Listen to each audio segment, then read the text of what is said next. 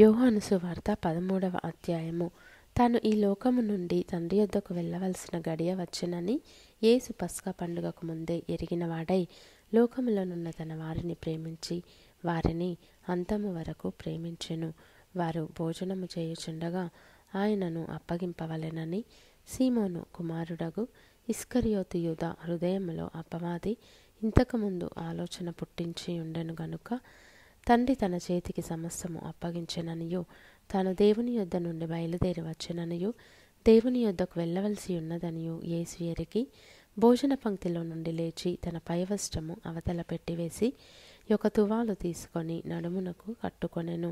అంతటా పల్లెములో నీళ్లు పోసి శిష్యుల పాదములు కడుగుటకును తాను కట్టుకొని ఉన్న తువాలుతో తుడుచుటకును మొదలుపెట్టెను. ఇట్లు చేయుచు ఆయన సీమోను పేతురు నొద్దకు వచ్చినప్పుడు అతడు, ప్రభువా, నీవు నా పాదములు కడుగుదువా అని ఆయనతో అనెను. అందుకు యేసు, నేను చేయుచున్నది ఇప్పుడు నీకు తెలియదు గాని ఇక మీదట తెలుసుకొందువని అతనితో చెప్పగా, పేతురు, నీవెన్నడును నా పాదములు కడుగరాదని ఆయనతో చెప్పెను. అందుకు యేసు, నేను నిన్ను కడుగని ఎడల నాతో నీకు పాలు లేదనెను.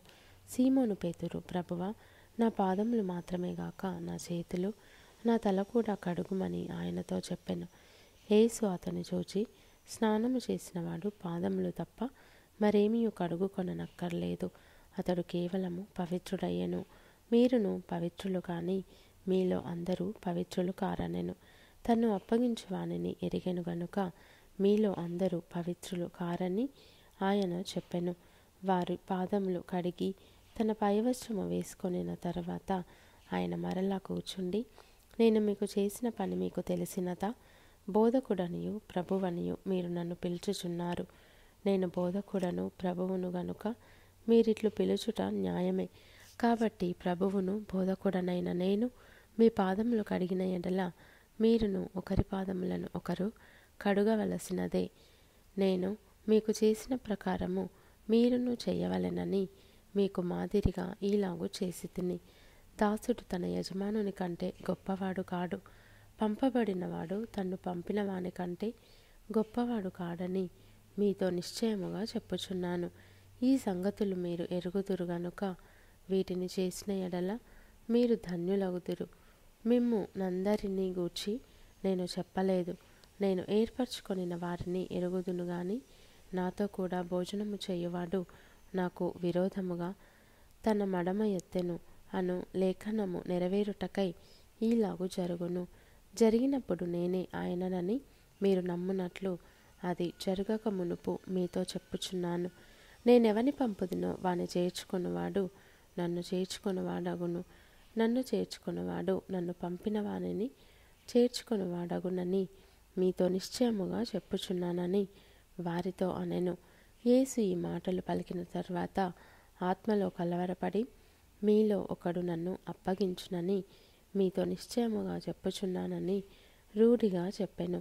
ఆయన ఎవరిని గూర్చి ఈలాగు చెప్పెనో అని శిష్యులు సందేహపడుచు ఒకరి తట్టు ఒకరు చూచుకొనుచుండగా, ఆయన శిష్యులలో యేసు ప్రేమించిన ఒకడు యేసు రొమ్మున ఆనుకొనుచుండెను గనుక ఎవరిని గూర్చి ఆయన చెప్పెనో అది తమకు చెప్పుమని సీమోను పేతురు అతనికి సైగ చేసెను. అతడు యేసు రొమ్మున ఆనుకొనుచు, ప్రభువా, వాడెవడని ఆయనను అడిగెను. అందుకు యేసు, నేనొక ముక్క ముంచి ఎవనికిచ్చేదనో వాడే అని చెప్పి ఒక ముక్క ముంచి సీమోను కుమారుడగు ఇస్కరియోతు యూదాకిచ్చెను. వాడు ఆ ముక్క పుచ్చుకొనగానే సాతాను వానిలో ప్రవేశించెను. యేసు, నీవు చేయుచున్నది త్వరగా చేయుమని వానితో చెప్పగా, ఆయన ఎందు నిమిత్తము అతనితో అలాగూ చెప్పెనో అది భోజనమునకు కూర్చుండిన వారిలో ఎవనికిని తెలియదు. డబ్బు సంచి యూదా యొద్ద ఉండెను గనుక పండుగకు తమకు కావలసిన వాటిని కొనుమని అయినను బీదలకేమైనా ఇమ్మని అయినను యేసు వానితో చెప్పినట్టు కొందరనుకొనిరి. వాడు ఆ ముక్క పుచ్చుకొని వెంటనే బయటికి వెళ్ళెను. అప్పుడు రాత్రివేళ వాడు వెళ్ళిన తర్వాత యేసు ఇట్లనెను, ఇప్పుడు మనుష్య కుమారుడు మహిమపరచబడి ఉన్నాడు, దేవుడును ఆయన యందు మహిమపరచబడి ఉన్నాడు. దేవుడు ఆయన యందు మహిమపరచబడిన ఎడల దేవుడు తన యందు ఆయనను మహిమపరచును. వెంటనే ఆయనను మహిమపరచును. పిల్లలారా, ఇంకా కొంతకాలము మీతో కూడా ఉందును. మీరు నన్ను వెదకుదురు. నేనెక్కడికి వెళ్ళుదునో అక్కడికి మీరు రాలేరని నేను యూదులతో చెప్పిన ప్రకారము ఇప్పుడు మీతోనూ చెప్పుచున్నాను.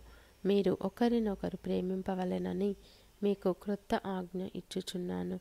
నేను మిమ్మను ప్రేమించినట్టే మీరును ఒకరినొకరు ప్రేమింపవలెను.